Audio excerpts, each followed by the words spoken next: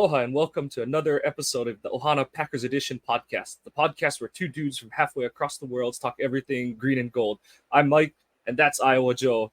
Today, we're recapping a disappointing, but honestly, at the same time, promising, at least on offense, game for the Green Bay Packers overall.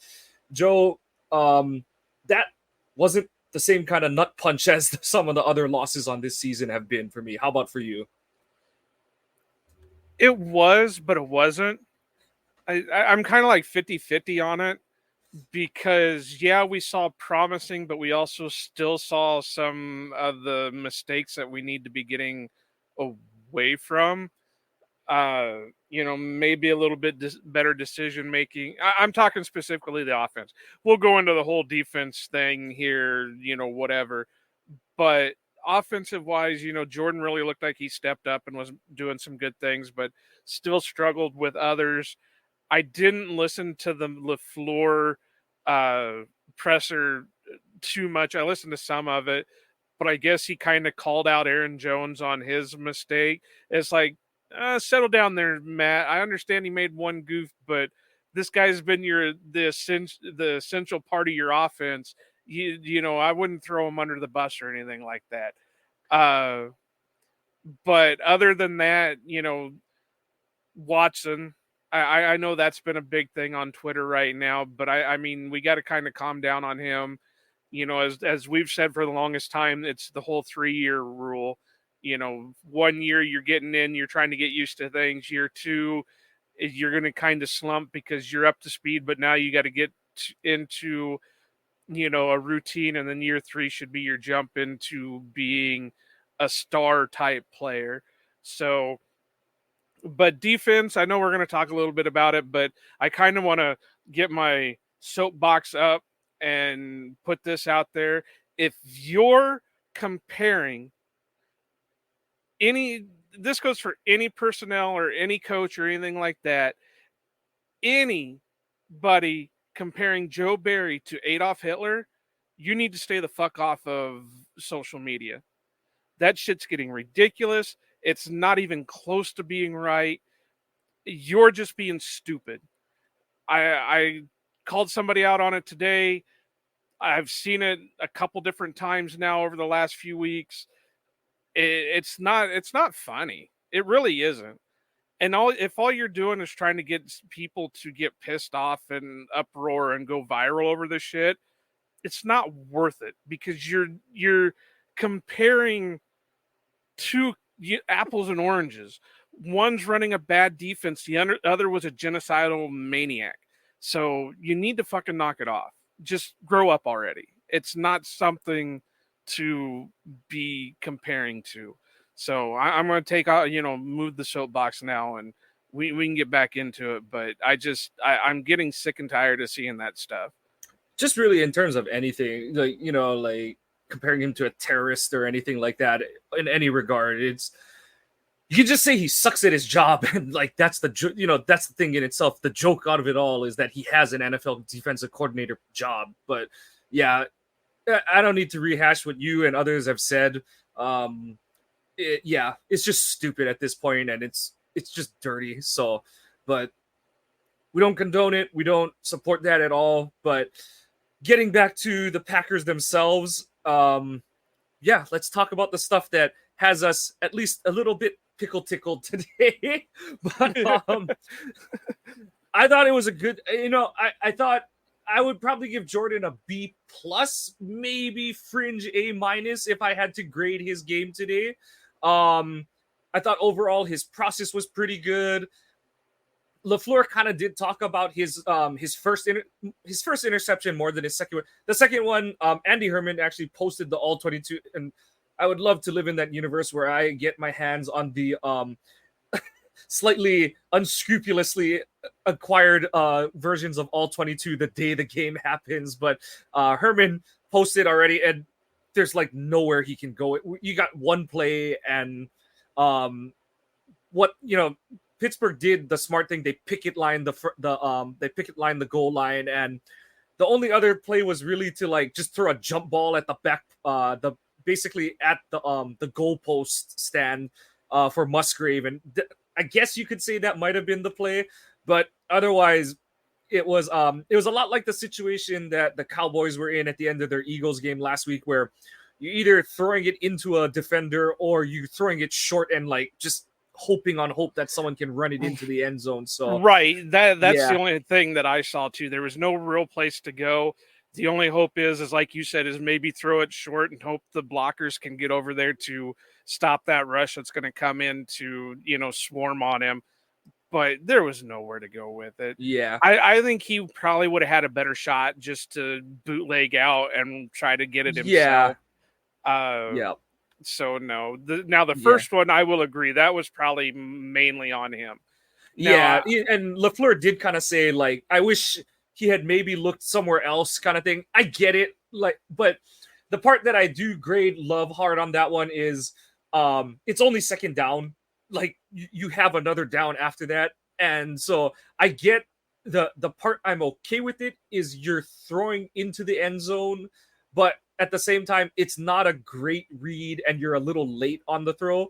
So whether and honestly, that's a play where I think he could have run out his right B gap, and honestly, that's one where I'm like, just take the like 3 to 4 yards that are there, and maybe you get lucky and you juke or break a tackle and you get the first down or something like that. But that was one where it's like, live for another down, and I mean, and who knows, maybe you kick the field goal even because you do have all 3 of your timeouts and stuff, but you couldn't not get points on that drive is basically where I grade Love on that one. And at the same time, it's like, Watson, do something. Like, I was just gonna say, Trey, you've been doing a great job of like backing your brother. I understand you got to have your brother's back on that, and you have the experience playing football and whatever. I'm talking Trey Watson, but I mean, I'm not going to say your brother's been complete ass, because he hasn't. He's struggled with things, but he's also done some good. Yeah. But he's also, and I kind of agree with Wendell Ferrara, where he's 6'4", but he's playing like he's 5'10". He needs to fight a little bit more on some of those balls. He needs to, and how many times have we seen so far this year, Level hit him right on the hands and he'll just drop it? I think he just did. I think he had 1 or 2 of them just today where it hit him right smack on the hands, and he just kind of third down on the second drive hit him right in the. He was thinking about what he was going to do to try and get the first down and stuff like that. But yeah, I mean, we see people joke on Twitter about how DeAndre Hopkins has done the buckle up celebration like 3 or 4 times this season because he's broken up interceptions, interceptable passes and stuff. It's like, yeah, like. Yeah, just like make a play at the ball kind of, and because that one, it's he let Peterson just go and tip the ball back in bounds kind of thing, and it's like that just can't happen. You're a professional, like you got to make some, whether you end up with the catch or it ends up on the ground, it cannot end up in a tip drill interception and stuff. And like I said, I say they're pretty equal kind of thing, because yeah, it's just a bummer that they came up with no points, and that's it looked like they were gonna have a successful day in the red zone. You go down there and you get a touchdown on the first drive, and then they kind of come up empty on the last few opportunities. They go, I think they were like 1 for 5 in the red zone today, including the desperation throw at the end of the game. But I mean, it was good to see them move the ball the whole game, not just for a half, not just for a quarter. And that's where the bulk of my grade for Love goes is, we said it in the preview, this Pittsburgh secondary isn't anything to write home about, especially with no Mick Fitzpatrick, but that front 7 is legit. And it was good to see him stand tall in the pocket, deliver throws that were on platform and on time, but also, he had a couple where he had to step up around pressure, make throws across his body and things like that. And I thought, there's a couple throws that he probably would have liked to have back. But then the 2 that other than the interceptions that I think of are, ironically, they're the throw right before his 2 touchdown passes. So, I mean, he did kind of get them back, but the first one, he probably did have Watson on the crosser in the red zone, and he feels pressure in his coming up in his face a little bit, and he tries to just sort of throw it around the defender, and he sails a little over Watson's face down in the deep red zone. And then the second one, he's probably like 3 to 6 inches high on that throw on the deep out to Wicks. The thing I said on Twitter is I don't know if Wicks is running a comeback or an out, and depending on which one he is, it's either Wicks is right and Jordan is totally wrong, or Jordan's a little wrong and Wicks ran the route wrong. So, but then the very next play he comes back and throws an absolute seed on he drops the ball in the bucket to Dobbs for the first touchdown, and then his second touchdown throw he throws a deep pass in stride to Reed on a deep over route, and so I thought overall it was a really good game from Love. Had some bad drops from Aaron Jones, and of course Aaron Jones catches the one he should drop at the end of the game. So he ends up at 21 for 40, but overall I thought that that completion percentage doesn't tell the story. I thought he had a really good game today. And like you just said, though, it's really hard to knock him when the reason why you went less than 50 or little over 50% is because your guys are dropping it. I mean, if they could take the drops out of it, his completion percentage is probably a little bit higher, but they combine all that stuff and it looks worse than what it actually is. So, I'm happy for the most part what I saw from him outside of a couple of issues. I also have to say the offensive line, I know I'm going to get probably tweeted or whatever or yelled at for this, but I thought the offensive line held up pretty good. They may not have been the best. The run game wasn't great, and I know Andy was pointing out certain things about like John Runyon Jr. and stuff like that. But I thought they kept Jordan pretty clean for the most part. I think there was only really the one sack.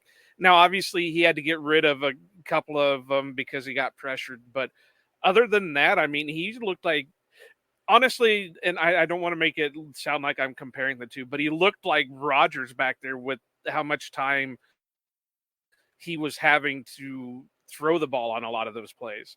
Yeah. A couple of, like, the throw to Reed, he definitely, I think a couple weeks ago, the touchdown throw to Reed, he might bail the pocket and try and run for it or something like that. But it's good to see him stand in there and deliver a very good pass. And today was his best deep ball game for the whole season. I know he had a couple he'd probably like to have back.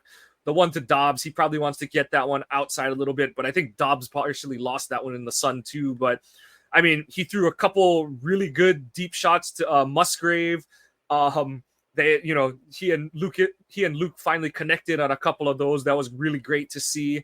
Obviously, he had the big touchdown to Reed. He had the big pass late to Reed, which honestly was probably a little bit lucky. I think what he was trying to do on that play is step up in the pocket and then push the ball on a deep corner to kind of hit Reed as he's splitting the two safeties. But because Love gets contact as he's releasing the ball, it comes out a little bit like a duck, and Reed sees the ball the whole way and the safeties don't, and he flattens his route out to catch the ball and gets to the sideline and gets out of bounds to save time. So but yeah, Love was just kind of letting it fly today, and like we've been saying it for the last month, I think there's been too much made of not too much made, but there was too many cooks in the kitchen this offseason with make this tweak, make this technical tweak, make this one. It's like at some point just throw the damn ball and get it out there. And I thought his deep passes looked more crisp today too, because I know sometimes his have a little bit of a wobble to him over the early part of the season, and it was nice to just see him throwing a nice tight spiral down the field again. So good game from Love. And like you said, the O-line, there were some struggles in the run game, especially it looked like when Jones was trying to run the ball, but I thought in pass pro overall, they did pretty well. I mean, against that front, like you said, the only sack was one where, and I know it goes on Zach Tom's ledger, and it's TJ Watt who gets the sack, which, of course, that's going to sit well with Packer fans. But yeah, that was more of a combination. So it was decent coverage combined with the Cam Hayward got interior push. So because Tom actually pushed Watt past the pocket, but Love couldn't step up to escape and, go run up the field and stuff. So it was so close to being a clean game by the O-line. but overall in pass pro they looked pretty good, and they did some good stuff on the move today. I know Runyon had the bad miss on that screen pass to Jones down in the red zone, but like you said, overall it was a better game from the O line than I think a lot of them will get credit for. Everyone's gonna look at the negatives, and then this was a I don't think it's gonna come from the Packers, but this is a game that AJ Dillon his agent can point to and say like, yeah, this is the actualized AJ Dillon that you can hope to get. He had a 40-yard run and he had some good receptions and stuff. So, yeah, I know, but you still can't say, well, look how shiny and bright he's doing today, and then look at the rest of the year, and oh yeah, I'm just saying, as the saying goes, polish a turd, it's still a turd. Yeah, so I mean, I'm just saying from an agent's point of view, and like I said, I don't think it'll be in Green Bay, but I think this is one that it's just good for AJ to have a game like today, and it's a bummer that like two of his best games on the season have come in dumb losses. So, but I'm happy for him to have some good tape on the reel and this there's season. another reason why you don't feed Dillon, because every time he has a good game, the Packers just crap the bed. But overall, I thought LaFleur called a good game. I thought he was aggressive. Like I said, the whole idea in this game is that Pittsburgh's secondary wasn't great, and if you can block up their front, you're gonna be able to have opportunities to make plays. And Love was good to connect on those. And some people were like, "Why are we throwing a double pass to get the ball to Aaron Jones on the one that he dropped at the open of the?" It was gonna work. Like it was gonna work. Yeah. So and Dontavion Wicks couldn't have handed the ball to Jones in a better spot. It hit him right between the 2 threes on his jersey, and I couldn't believe that he dropped it. So yeah, I'm not sure what happened there, but it was I don't know if Jones was thrown off because it was coming at him left-handed. Maybe, I don't know. I know that and I know it's weird to say, but I've heard people talk about that before, where when the ball comes from a left-handed quarterback, it's a little bit different than when you're used to somebody throwing right-handed all your life. Yeah, the thing that, and I don't know how much it would affect him on that one, is the ball will tail the ball naturally because of physics. The ball will tail to the side of the thrower, but in that case, because Wicks is left-handed, it should be taking Jones upfield. But that's the only thing I can really think of. He threw a pretty tight spiral to him, so yeah, it's just a bummer because I thought. But I agree, it was well played. It was a well orchestrated play. Had Jones caught it, we're talking the first. Yeah, he at least gets the first, and he probably could be gone because he had the block set up. Yeah. So, and that, I don't, everyone's jumping on LaFleur this season, but, and you and I kind of touched on it on an earlier pod, but I don't feel like he's called enough trick plays this season because, I know that part of it is, it's a super secret thing. You can't overdo them or they lose effectiveness, but everyone he's called, including that one and the one against the Saints when Love slipped and, the throw back to him was short and he slipped on the turf. They've all worked or they would have worked. So it's, yeah. Well, I could go for two some of them, and some of them have worked. Look at the one last week with Musgrave, where it was the double play action. I mean, that worked perfectly. Other than Musgrave wanting to go down by getting touched by a finger, but I have to give him props. He's been getting better. I'm really hoping that they'll start getting Tucker Kraft involved a little bit, because like I've said for the last few weeks, when we've kind of touched on him, he's going to be your bowling ball guy. He's going to be the one that's going to take it short but extend it out because he's going to run over people. I don't know if he's just not showing in practice. I don't know if they're just trying to make him a blocker. I don't know what's going on, but they really need to kind of integrate him more, especially after the game Josiah DeGuara had today. I know. I think a part of it is because they haven't run the ball as well, they're not in their their bigger personnel packages like we were, we were. I thought that they would come into the season and live in 12 and 22, with DeGuara as the fullback and stuff. But like you said, I don't know if you need to start getting Kraft fullback snaps or whatever, but or they got that Ben Sims who has been a pretty solid blocker. Yeah. So throw him in there. Yeah. And so I do think we're moving towards that. I think a good sign that we're moving towards that is the fact that Musgrave's targets were all down the field today. We didn't see any, his shortest one was that that third down play in the red zone.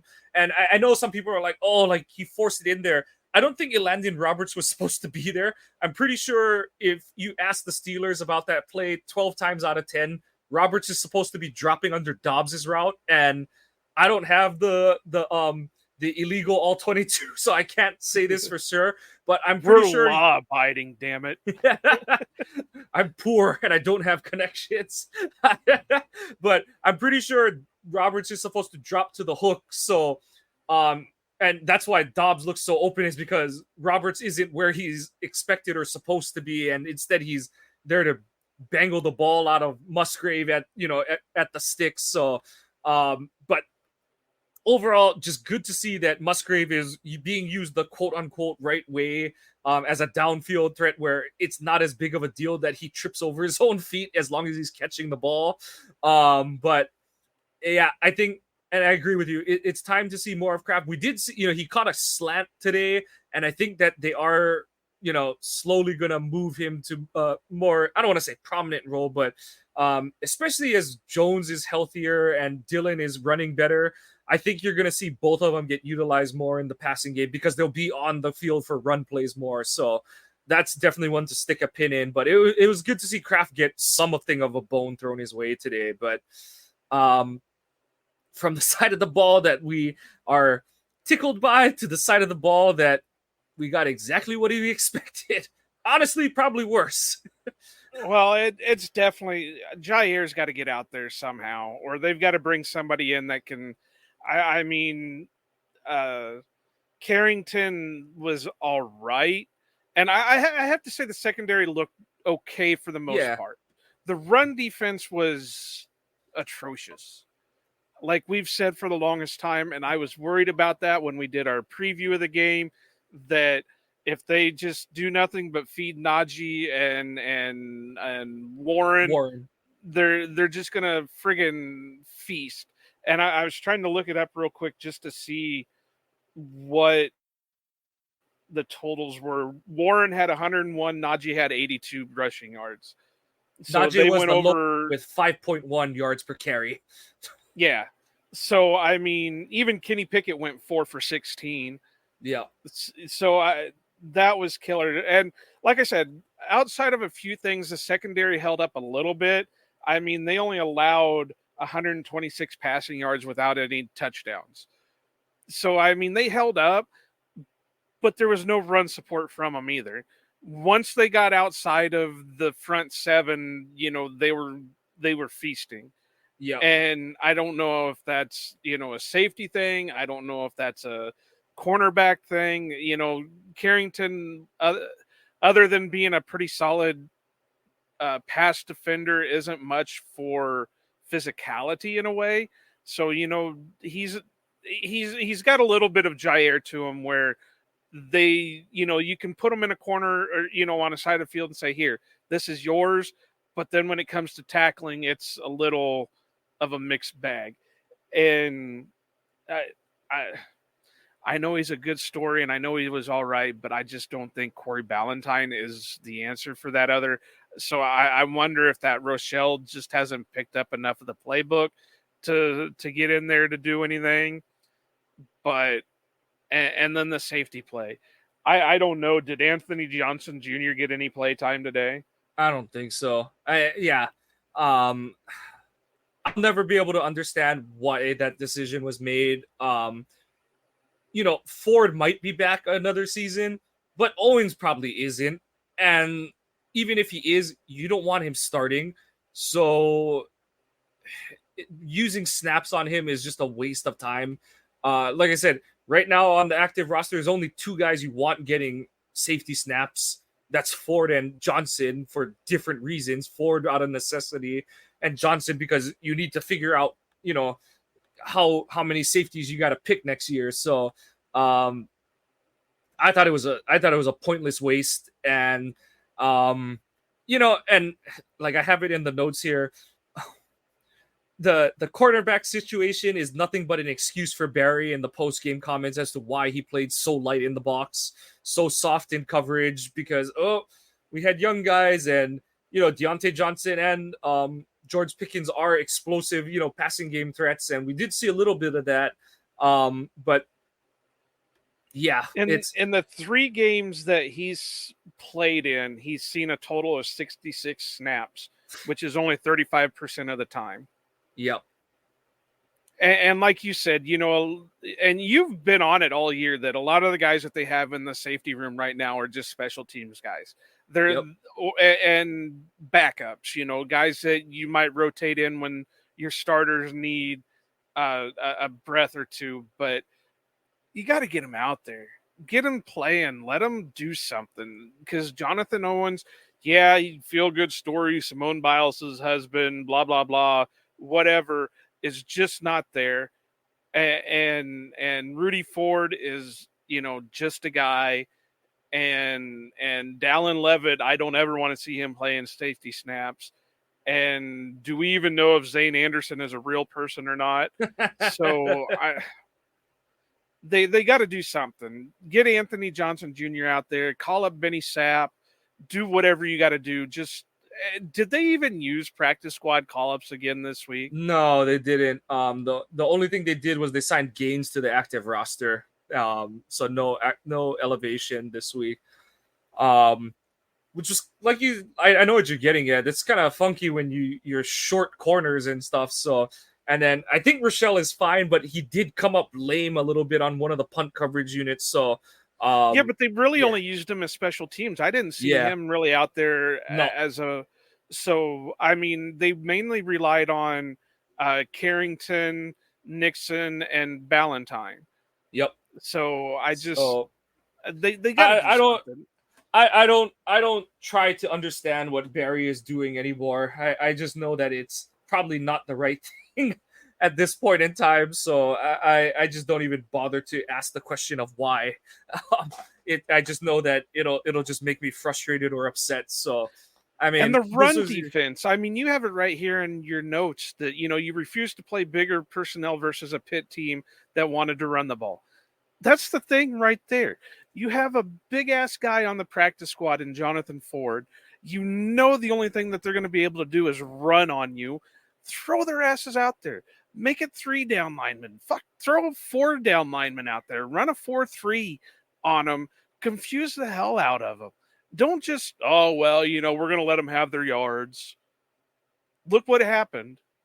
You lost the damn game to a team that's worse than you. Well, not like they're worse than the Packers, but not by they have more wins than the Packers do. Yep. It's just kind of shake your head. Yeah. The only other note I have that we haven't kind of gone over is Devondre. He had a chance to really flip the script in this game, and I don't think he understands how he didn't get a hand on that throw to the flat, because he was right there, and I think the ball just went right between his hands on that one. So and you don't have in our notes either, but we really need to talk about it, how the refs really messed up today, because that was another play that really flipped the script on the Packers. Even if they said Rashawn couldn't advance the ball, they still had possession of it. They were still at like the 5 or 10 yard line. Yeah. You're still at least coming away with 3 points. It was bad. And like, I don't understand. Like, I saw Sterator try to break it down and stuff, but I was like, you don't need to. And you don't even need to rely on the camera angle or anything. Just look where you can see where, because Pickett kind of sidearms it. You can see where the ball is in his hand as he's throwing it. And you can see where it hits the ground. And it's the same yard line. And I'm like, that's the whole point. It's not even that it's not going backwards. A lateral is sideways. If it's not going an inch forward, it's a lateral and it's a fumble. So, and the part that irritates the shit out of me is that you see these plays where the D lineman bats a ball back at the quarterback. It is blatant that the ball got thrown forward and it gets batted back at the quarterback, and then the ref doesn't blow a whistle, so someone has to go. Like two guys are like, "Do I pick it up? Do I?" And then they wait for someone to like run someone else over, and then they're like, "Oh no, it was incomplete." Like, and it's like, and then you blow that one dead immediately. It's like, what the hell are we doing here? Yeah, So, I don't know. I'm getting kind of tired of the referee calls in the game anymore. We had it last week with the offensive offsides, and it seems like every week there's some kind of play where, well, we're putting an emphasis on this, or they have to like talk out their ass to explain why it didn't get called the way it should have been called. yep, it's frustrating, but sometimes it makes you miss the what they call them, the fail Mary refs, the replacement refs, because at least they would have most likely called it a friggin' backwards pass. Yeah, I just, and the weird thing is that whatever it was, like I forget how long ago it was, but there was that point in time where it was literally in the competition committee's rules that was like, if there's a turnover looking play, let it play out kind of thing, and like we'll fix it on replay. And we've seen Green Bay get screwed over on that kind of call, because like it was the Detroit Monday night game from 2019 where the refs were like, oh, he might have been short of the end zone, but oh, you know what? Let's just call it a touchdown and we'll get it on replay. We don't think it was a touchdown, but let's just give it to him and we'll overturn it on replay. And then you're like, oh shit, there's no good replay angle. And it was kind of like that, where it's like, this is the opposite of that, but it's like, I have a hard time believing that they would have overturned this one if they had let it play out as a fumble and let Rashawn score.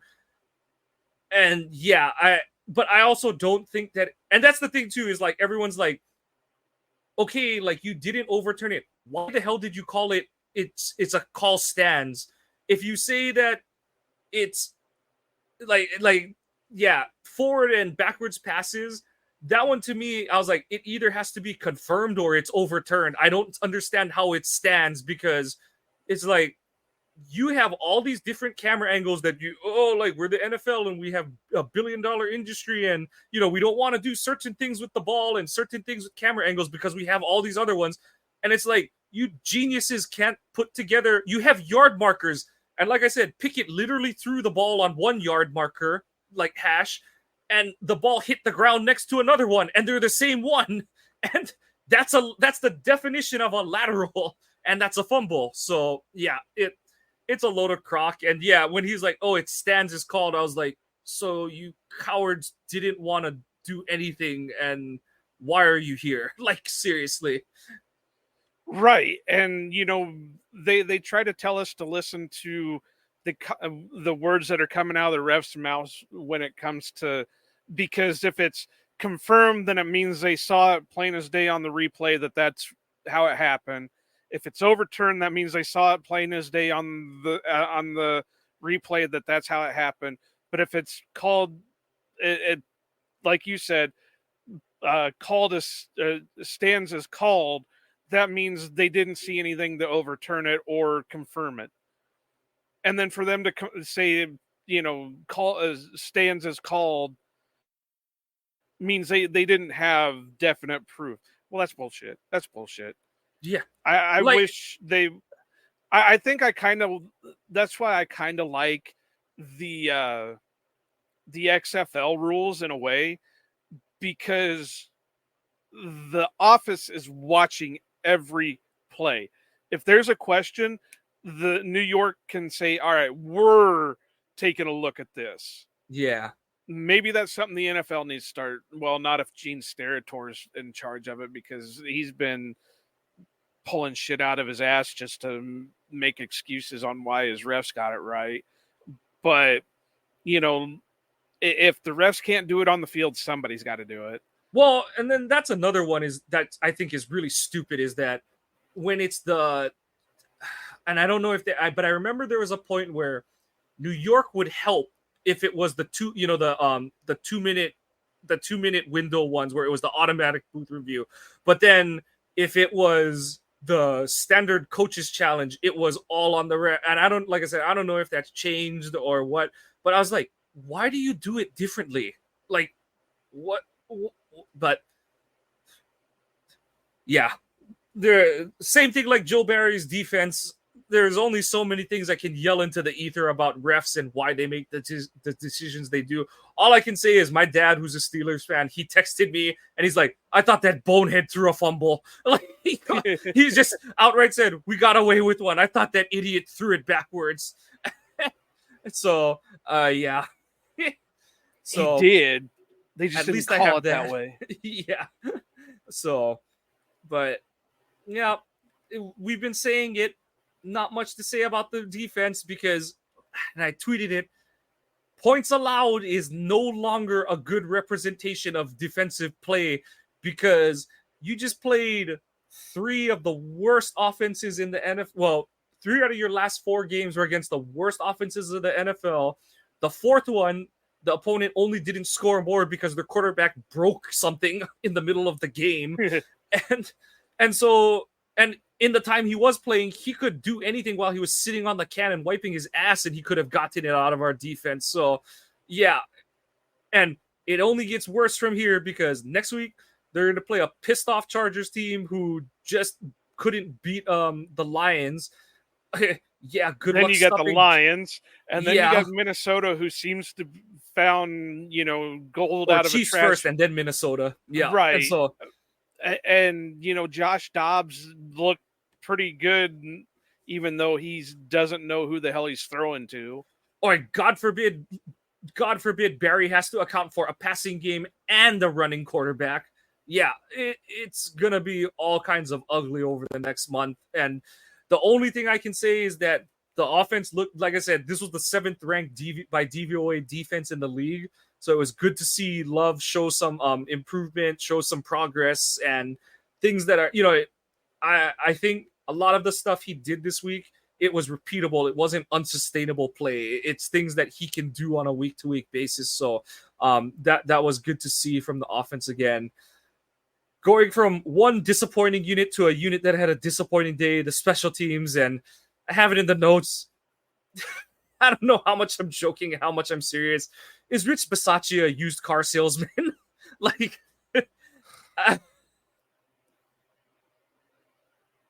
the blocked field goal. One, why is Josiah DeGuara your wing blocker? What was he doing? Nothing. He did the exact same thing as Tyler Lancaster in the last playoff game this team had. He did nothing. I think it was Andy Herman that posted the clip. He was just standing there. Did he not hear the snap? Did he not hear see the guy running at him? But and the thing with that is, it was a terrible effort because the guy didn't block it with his fingertip or his hand or his arm. He blocked it with his gut. Like, it wasn't even one that maybe if Anders kicked it hard enough, it would have gone through kind of thing. He kicked it right into the guy's belly. Like, if I was a decision maker, he'd be off the team. He wouldn't even have been allowed back on the plane going back to Green Bay. It's been a bad year. And I thought that, there was a chance that he would have more uses this year because we'd seen Love throw to DeGuara more in the past. We'd seen them utilize him in different ways than they did with Rodgers. And he's just come up as a total dud this season. It's been rough. And even Dusty Evely is he's tried to scour plays to find things where DeGuara is doing a good job. And even he's kind of admitted they're far and few between. It's hard to watch him on film because a lot of the stuff, Dusty was kind of saying, he's the explanations he's giving, he's maybe someone else messed up a block before, but at the end of the day, you got to just hit somebody. And on that one, it's it's it's a simple operation as a blocker on us on the field goal protection team. Check your inside gap, block the guy outside of you, and he did neither. So, like I said, it's the whole you ain't got to go home, but you got to get the hell out of here. Because I'm just I don't know what that was, but he's not doing his job on offense. He's not doing his job on special teams. What's is he given? Well, I won't be that nasty on the podcast. yeah, But it's bad. It's bad. I know where you're going. There's got to be somebody on the practice squad that is going to play a hell of a lot better than he does. Pearson. There you go. I'm all for it. And he can at least play the fullback position.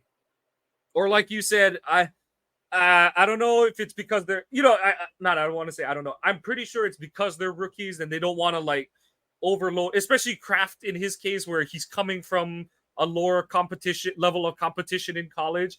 But I think this is the point where there's a divide and it's like, okay, Kraft, you're the inline blocker. Sims, you're going to get some reps there, but you're going to get fullback reps. And in the offseason, you cross-train those two to overlap and stuff. But DeGuara's giving you zilch everywhere and stuff. Well, and you just said it. Henry Pearson's on the practice squad. Why not friggin' use a call-up on him and see what you got? If he can at least perform better than Josiah, boot Josiah's ass out the door and sign him to the 53. Yep. You're all for this youth movement. Start doing it. Yep. So that's where you got to kind of question whether I won't put it on Gutekunst because Gutekunst has to go off of what the coaches say. That's where you got to kind of question whether Matt LaFleur can judge talent.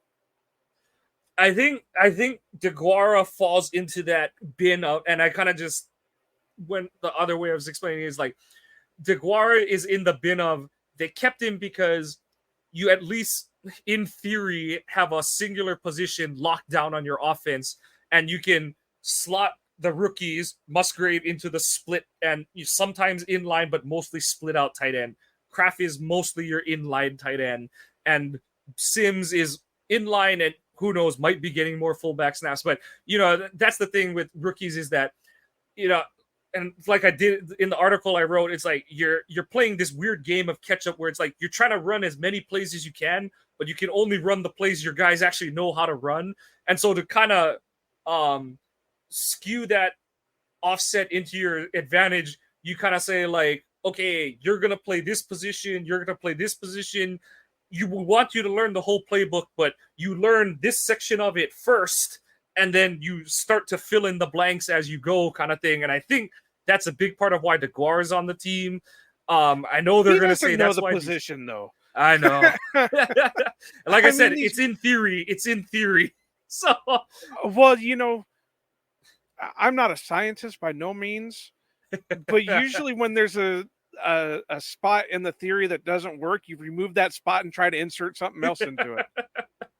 And like I said, we saw Kraft get split out today and stuff. So I'm hoping that he's getting more varied opportunities on offense and hopefully Sims will get more. And like you said, who knows, maybe Pearson gets a call up pretty soon because whatever that was from Josiah, that was not good. He was a definitive net negative today. Rest of the special teams, Anders was good on the rest of his kicks. And this is another one on Bisaccia. I have no idea what the hell they were doing on kickoffs today. Pittsburgh was, I don't know, and I don't know what the weather. I missed the pre-kickoff weather report and stuff. So I don't know if it was a super windy day, but Love's and even Pickett's deep throws didn't look like they were being affected by anything. So I have no idea why both kickers were kicking short. But Anders, kick it down the middle if you're doing it. Don't, that was even Ryan Wood said it okay, you got bailed out on the first one because the thing rolled into the end zone.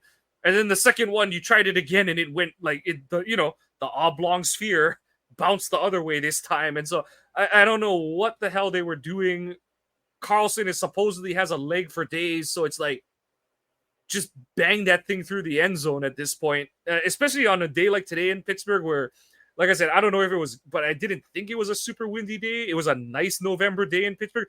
Just boot that thing out the end zone and don't give up free yardage there. So I didn't care for that. I thought Whelan was fine today. Same thing as usual. We can't really grade that until we see bad weather for him.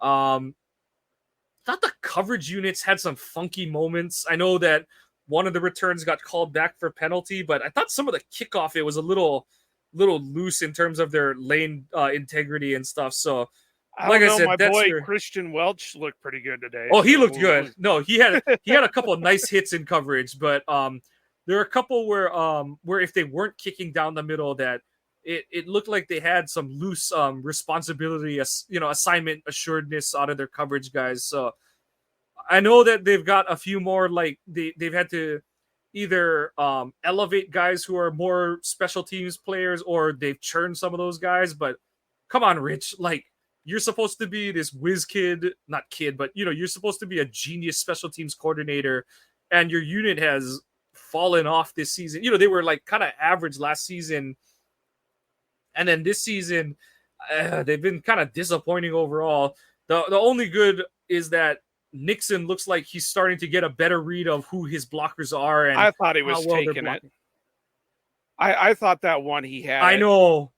And he just got tripped up by like the only guy who could probably catch him on the field. So, but I mean, 2 weeks in a row that, or like, I think they eventually made it a 49-yard return, but he averaged 100 on 2 returns in between 2 games and had a couple other nice ones. So,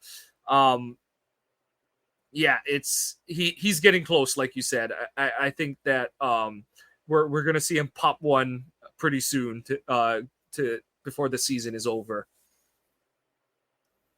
But anything else on today's game, Joe? Anything else stood out to you?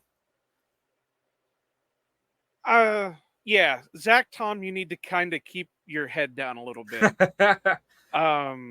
I think he's only going to get fined, but I know it's a little. But hey, I get it. It was he battled his ass off today, and I saw some people making comments about that. I was like, somebody's showing that they give a damn. So, but well, yeah, you saw where you were on the field. You got to kind of watch those because you're going to get called for it. You're going to cause a scrum with it. Just kind of relax. Go with the flow. I know you're frustrated. I know it sucked, but we saw what happened to Quay last year when, things started getting a little too hot. You can't let that stuff happen. And hopefully that coach or whoever it was is okay, because he took a nasty, nasty bump. Yep. So, but onto our MVPs and LVPs. Who's your MVP for today? Well, I got a true one, but I've got one that I kind of laughed at. Rasul Douglas. I know where you're going with this. Because he called out Keyshawn Nixon for not keeping his feet in bound on. And that was another one. Obviously it was initially in our favor, but when I watched the replay, I was like, how did you two dingoes call that an interception? But no, really, I'd probably have to go with Jordan, just because I think this has been one of his better games outside of, the mistakes that we were talking about, and of course the 2 interceptions. But if I have to go anybody, it's probably him. And I will go with Nixon for admitting it. Now, he quote tweeted Rasul after the game, was like, I know. But I'll go with. Well, actually, if you wanted to bounce off of mine, go with Casey Hayward, because he did the same thing. Yeah. Rasul said, you got to keep your feet in bounds, and then Casey retweet quote and said, "For real, bro." Yeah. And then I think Nixon was like, I know. So, but yeah, you know what? Jordan deserves double MVP this week. I thought this was especially, you consider what he did against the Rams last week, and everyone's gonna be like, oh, but the Rams defense was still playing. They still had NFL players. There's still Aaron Donald. And like I said, I know that this Pittsburgh defense isn't, there's a definite talent gradient when you go from the first level to the third level of their defense, but he navigated, he was cool in the pocket. He navigated some traffic in the backfield and made some great plays out of there. And I think I had the team for like 5 drops. So you take the 5 drops out of there. He's 21 for 35. And that, it's not great, but it's 60%. And then he had like 3 or 4 throwaways where he just kind of, the only one that I kind of wish he tried on was he had one where he was rolling to his left and he had Dobbs, and Dobbs had some separation. I kind of wanted him to try and thread that one. It wouldn't have even been threading it in there, but I kind of wanted him to give Dobbs a chance on that one just because could have picked up a first down there. Or, at worst case, you throw it like kind of like Rodgers did to Jordy that one time where it's like 2 yards out of bounds and it's like he has a chance at it or no one does. It's one of those kind of plays. So I would have liked to see Jordan take that chance on that play, but otherwise I think his play today deserves a lot of praise, a lot of credit, and it was good to see him stack 2 really good games, even though the final stats aren't going to reflect that. So Jordan Love MVP. LVP, which one out of the bad toy bin are you going to pick today, Joe? Joe Barry, just because of this constant lack of run defense.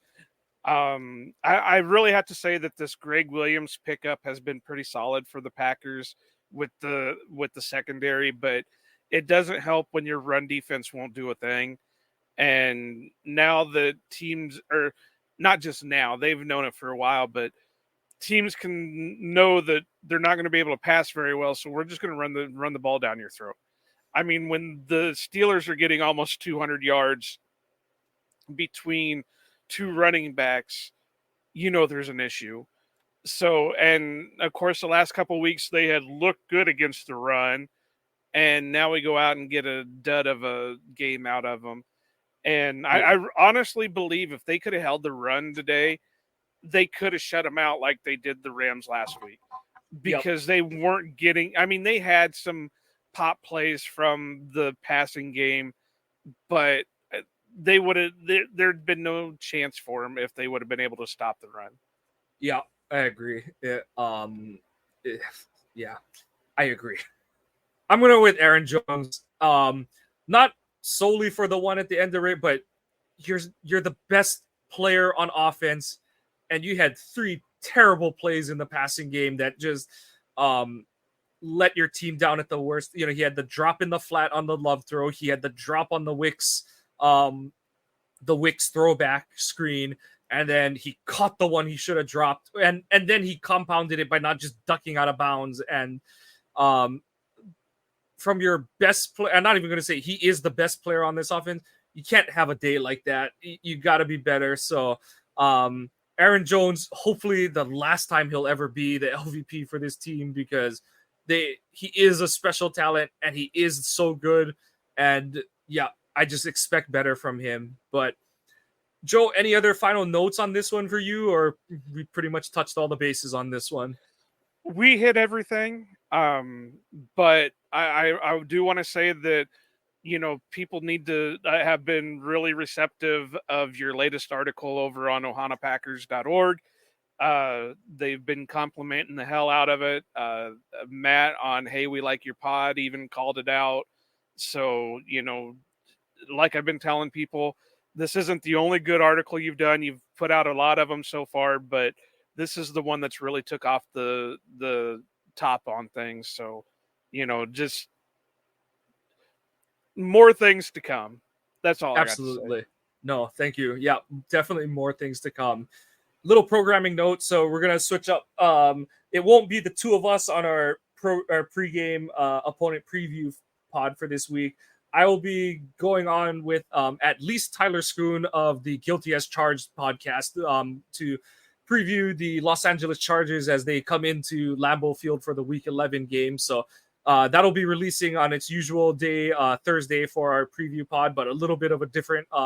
Be two little bit different hosts on that show, but just getting that out there. And yep, the Packers fall to 3-6, but honestly, this is one of those.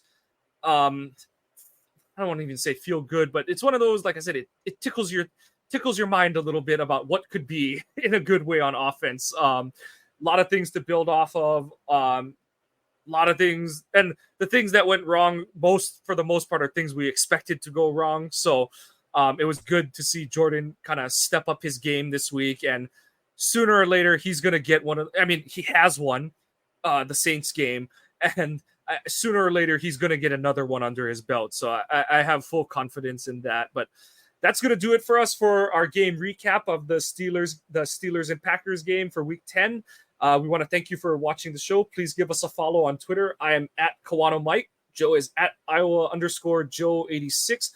The podcast is at Ohana_Packers. As Joe pointed out, please go to our website, ohanapackers.org. We have different pages with all of the recorded streams of our podcast episodes, and a page with all of our blog posts between me, Joe, our guest writers, Joey Van Zumeren, and we have a couple more who will be joining us along the way, hopefully sooner than later. We're just trying to iron out the final kinks on those. Please follow the podcast on your favorite podcasting apps. Please give us a subscription, a like, and even if you're not liking what you're hearing, please give us feedback, comments. We really do appreciate those. We want to make sure that we are touching on the topics that you guys want to hear about. But like I said, that's going to do it for us. The Packers are now 3-6. It's also 6th in the draft rankings. But hey, the Jets just lost to the Raiders today, so they fell to 4-4, and that helps that second-round pick we're going to get from them. But that's going to do it for us. We say mahalo and aloha.